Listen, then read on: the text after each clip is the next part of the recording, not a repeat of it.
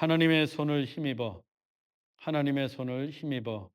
이 제목으로 하나님 말씀 전하겠습니다. 우리는 보이는 세계를 살고 있으면서 동시에 보이지 않는 세계도 살고 있습니다. 때때로 보이는 세계가 이 보이지 않는 세계에 영향을 미치고, 반대로 보이지 않는 세계가 보이는 세계를 통제할 때도 있습니다. 예를 들면 우리 정신 세계는 보이지 않습니다.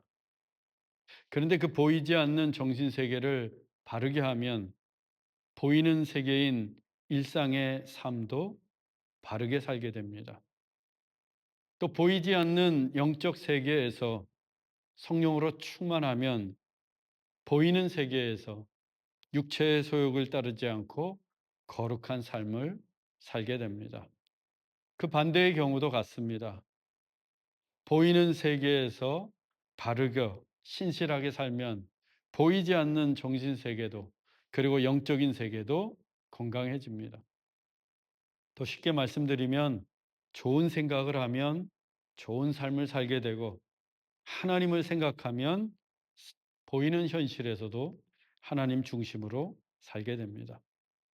이렇듯 보이는 세계와 보이지 않는 세계는 서로 밀접하게 관련되어 있습니다. 따라서 우리는 보이는 세계에서도 바르게 살아야 하고, 보이지 않는 세계에서도 신실하게 살아야 합니다. 오늘의 본문도 보이지 않는 세계에서 일어난 영적 전쟁이 보이는 세계에서 어떤 결과를 낳게 되는지를 보여주고 있습니다. 본문 14절입니다.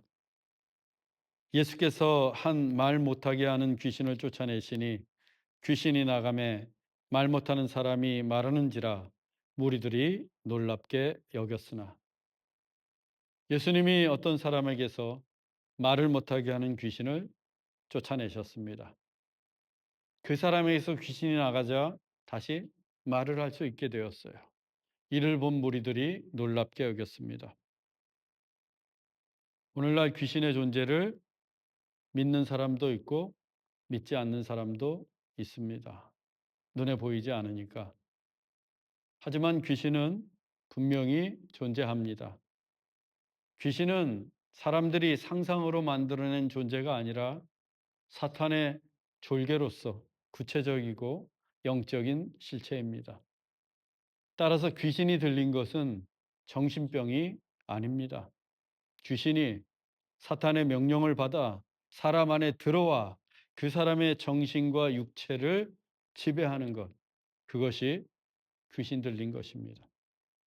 귀신이 들리게 되면 귀신에게 인격을 지배당해서 정신줄을 놓거나 거품을 물고 쓰러지기도 합니다. 심할 경우 눈도 멀고 귀도 멀고 벙어리가 되기도 합니다. 오늘 본문에 등장하는 사람도 그러했습니다. 귀신이 들려서 말 못하는 벙어리가 되었습니다. 예수님이 그 귀신을 쫓아내셨어요. 보이지 않는 세계에서 벌어진 영적 전쟁에서 예수님이 승리하신 것입니다. 그러자 보이는 세계에서 그 말 못하던 사람이 말을 하게 되었어요. 귀신이 나가매 말 못하는 사람이 말하는지라 무리들이 놀랍게 여겼으나. 그 광경을 본 무리들이 놀랍게 여겼습니다.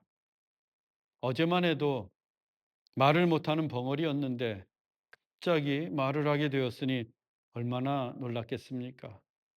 당사자 본인도 놀랐고 그를 본 무리들도 놀랐습니다.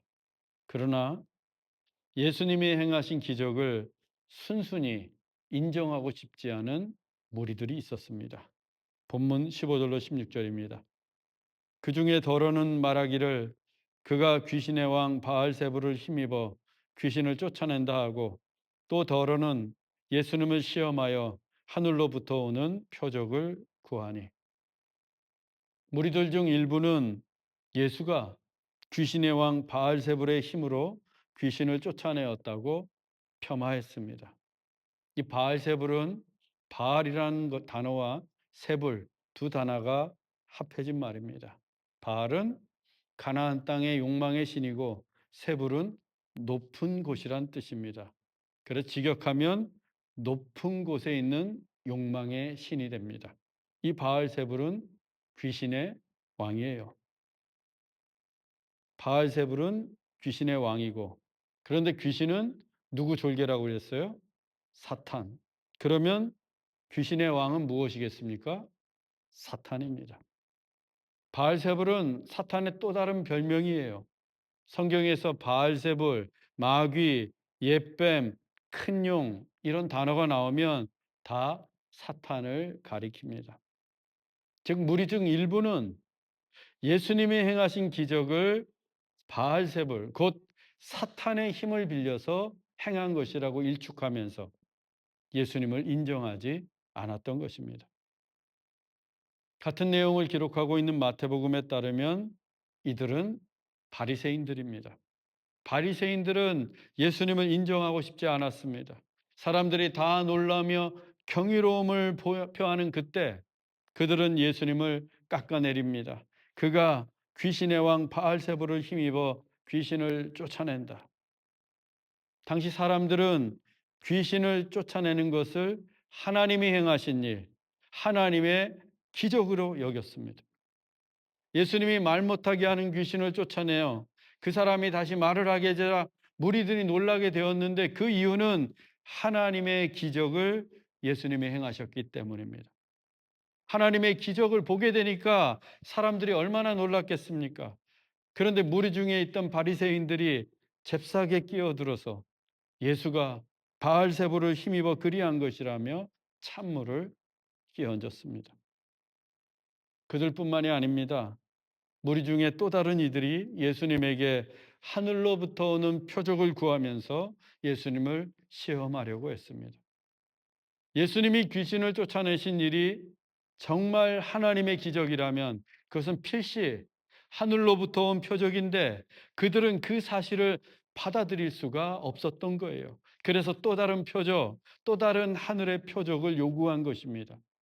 지금 하늘의 표적을 보고 듣고 있으면서도 이 또한 예수가 바알세불을 힘입어 귀신을 쫓아냈다라고 주장하는 것과 똑같습니다.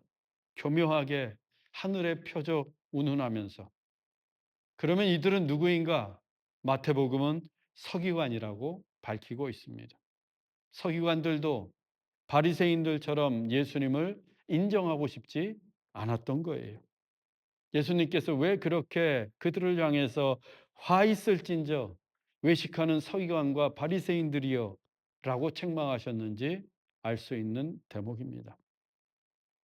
예수님이 행하신 기적을 보고 어떤 사람들은 하나님의 기적, 하나님의 능력으로 행하신 기적이라며 놀라고 있는데 어떤 이들은 바알세불의 힘을 빌린 것이라고 놀려대고 의심하면서 또 다른 표적을 요구하고 있습니다.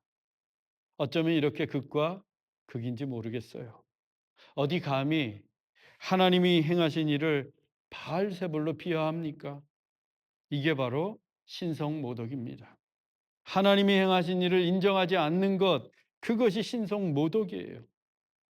예수님께서 그들의 악한 생각을 아시고 이같이 말씀하셨습니다.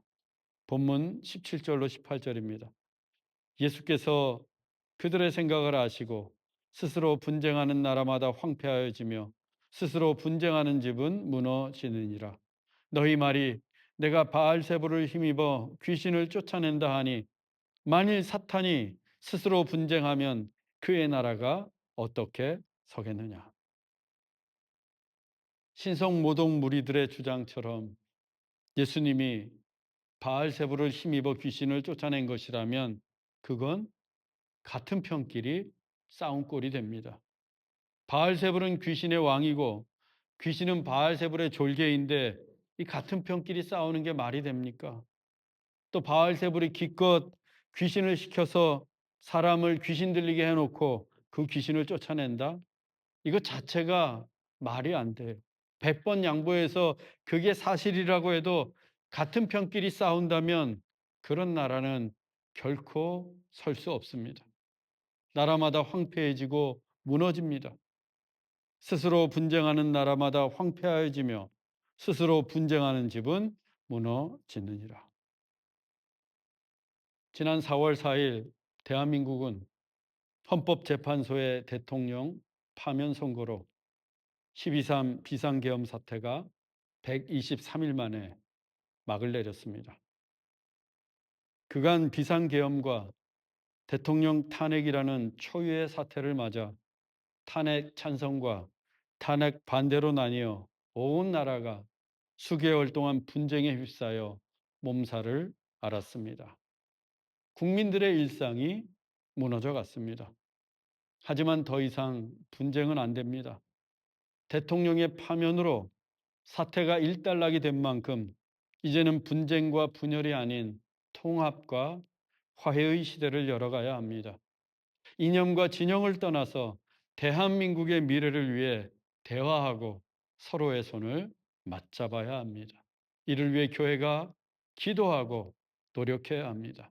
그래야 우리의 조국 대한민국이 황폐해지지 않고 무너지지 않습니다. 교회도 마찬가지입니다. 아무리 교인이 많아도, 아무리 예배당 건물이 웅장해도 분쟁하는 교회는 더 이상 성령의 능력이 나타나지 않습니다. 분쟁하면 결국 무너질 수밖에 없습니다. 제가 그런 교회들 많이 봤습니다. 뉴스로도 보고 실제로도 보았습니다. 교회 안에서 파가 갈려 분쟁을 합니다. 회의할 때마다 분쟁하고 장로 권사 뽑는 선거에도 분쟁을 합니다. 식탁 교제가 아니라 그 식탁 위에서 매주마다 분쟁이 반복됩니다. 심지어 예배도 1, 2층으로 혹은 본당과 교육관으로 나누어서 드립니다. 그러고서 찬송도 부르고 기도도 하고 예배도 드립니다. 분쟁하면서 하나님께서 그 예배를 참으로 기쁘게 받으시겠습니다.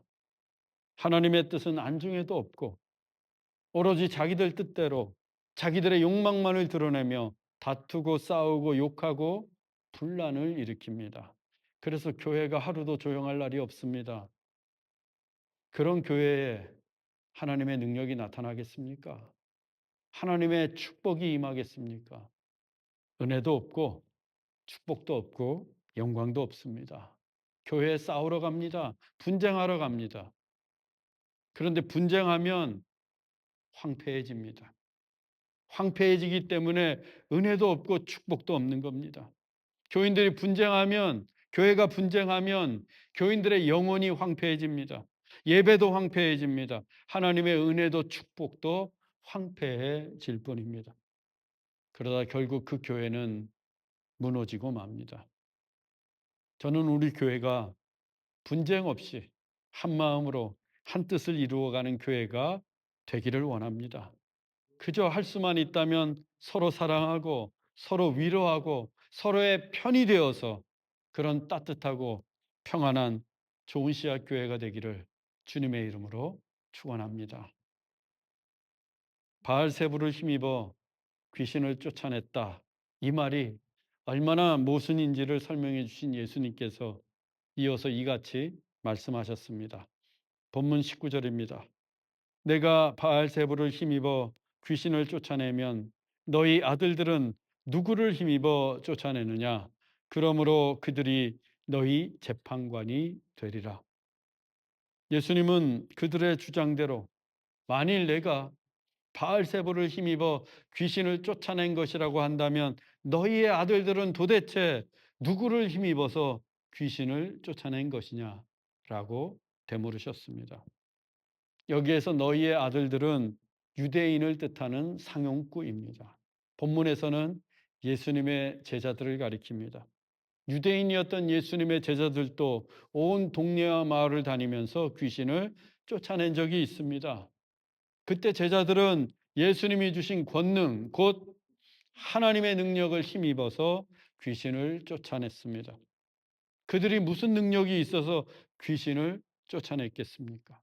오직 하나님의 능력으로 하나님의 손을 힘입어 귀신을 쫓아낸 것입니다.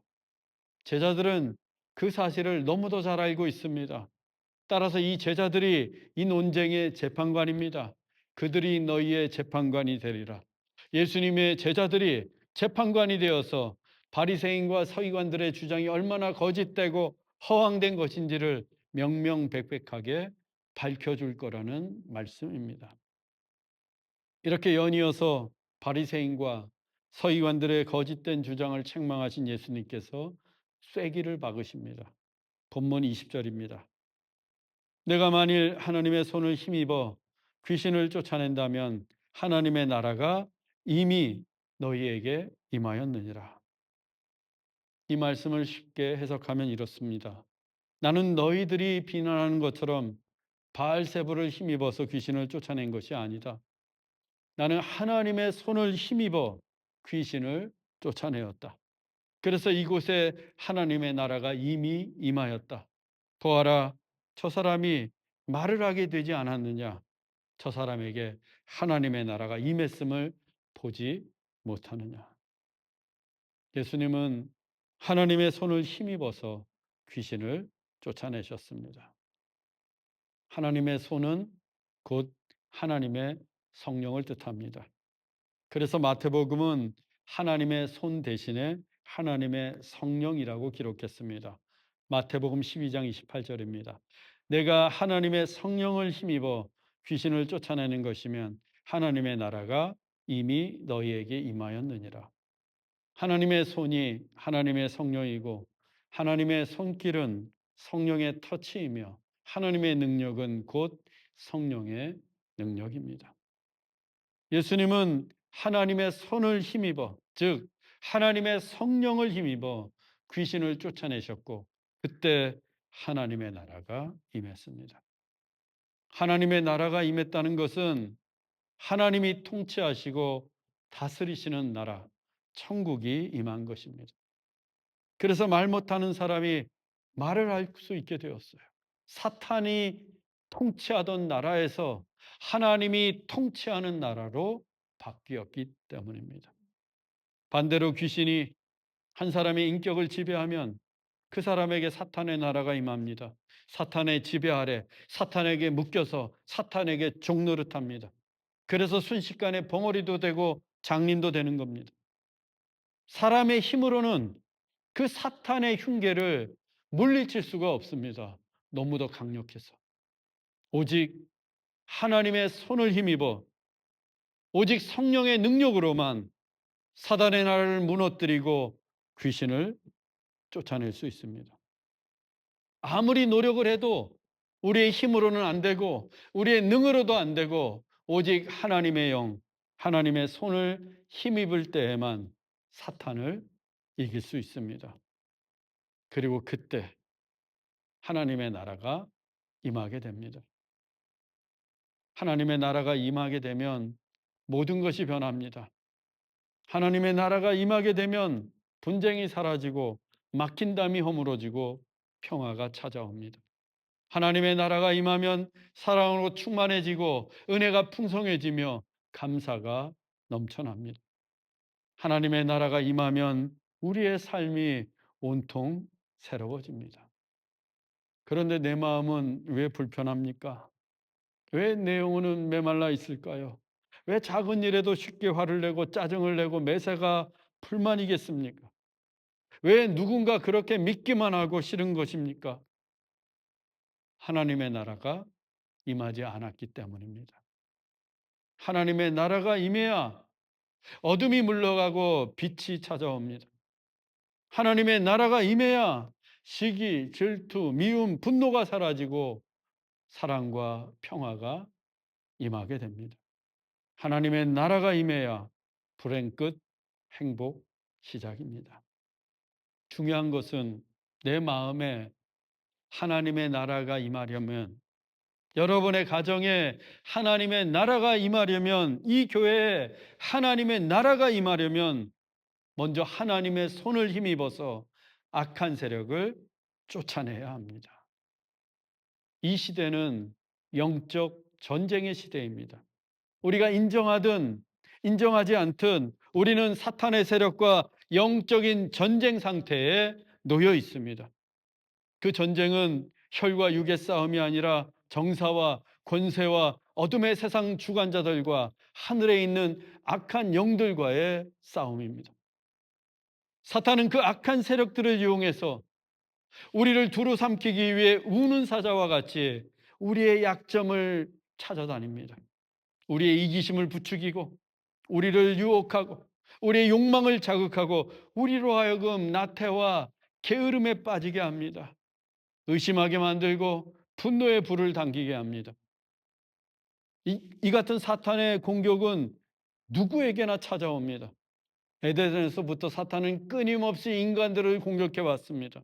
아담도 공격했고 다윗도 공격했고 베드로도 공격했습니다. 심지어 예수님도 공격했던 것이 사탄입니다. 그러니 방심해서는 안 됩니다. 신앙생활을 오래 했거나 이제 막 시작했거나 관계가 없습니다. 사탄은 누구나 공격하기 때문입니다. 불신자에게도 찾아오고 믿음이 좋은 사람에게도 악한 손길이 미칩니다. 성도에게도 또 목사에게도 그 악한 세력은 유혹의 미끼를 던집니다. 그래서 우리가 그렇게 이제부터 착하게 살리라, 거룩하게 살리라 결심을 해도 유혹이 찾아오면 슬그머니 다시 죄를 짓고 어제 지은 죄를 오늘 또다시 반복하는 것이 그 때문입니다.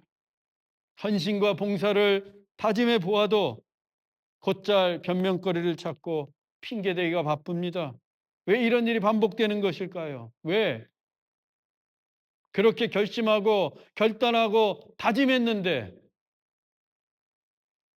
우리의 의지, 우리의 힘으로만 하려고 했기 때문입니다. 우리의 힘으로 가능하다고 여겼기 때문입니다. 내 지식과 능력이면 충분하다고 판단했기 때문입니다. 그러나 여러분, 우리의 힘만 가지고는 결코 바알세불, 귀신, 악한 세력 이길 수 없습니다. 오직 하나님의 손을 힘입을 때에만 이길 수 있어요. 하나님의 성령을 힘입을 때에만 능히 물리칠 수 있습니다. 그리고 그때 하나님의 나라가 임하게 됩니다. 이왕 예수 믿고 살고 있는데 하나님의 나라를 누려야 하지 않겠습니까? 하나님 나라의 자유와 평화와 기쁨과 축복을 통성이 누려야 하지 않겠어요? 그래서 하나님의 손을 힘입는 것 중요합니다. 하나님의 성령을 힘입는 것 너무도 중요합니다.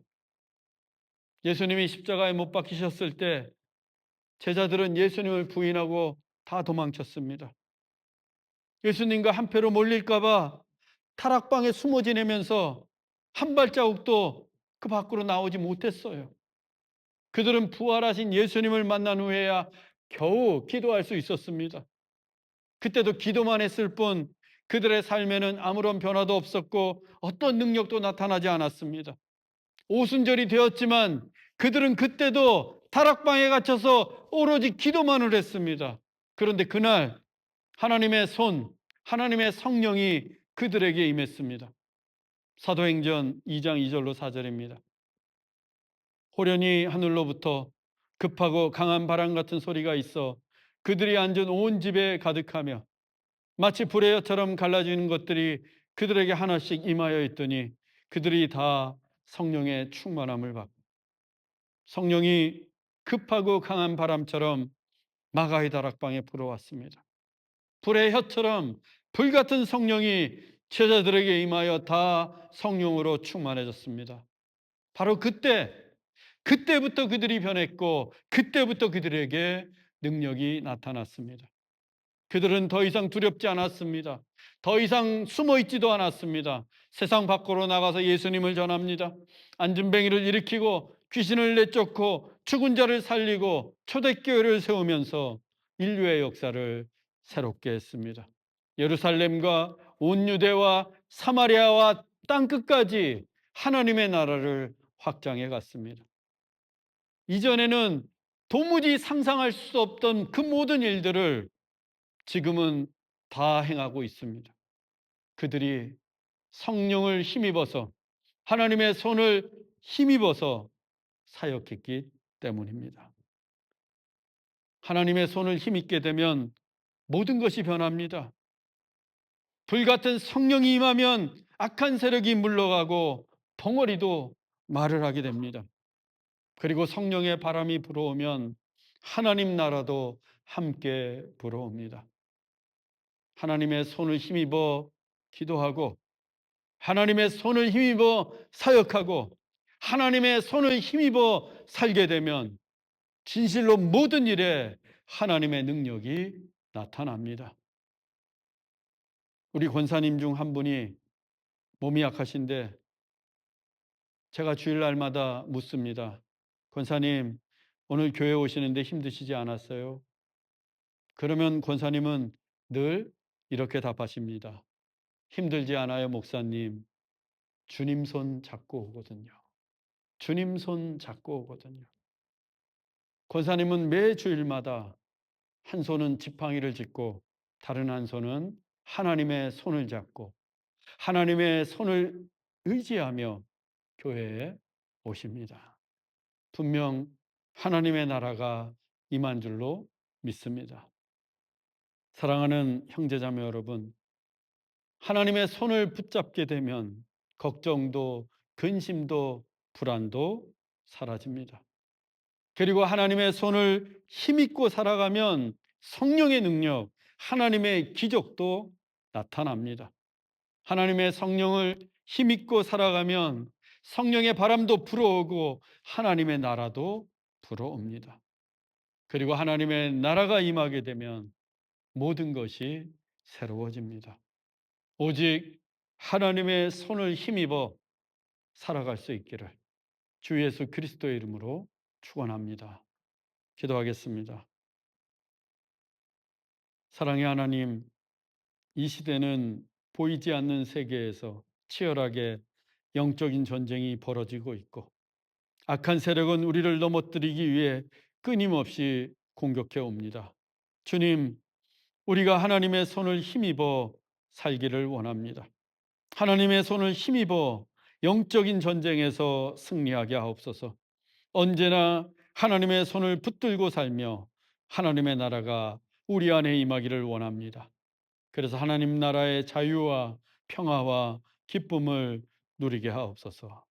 길이요 진리요 생명이신 예수 그리스도의 이름으로 기도하옵나이다. 아멘.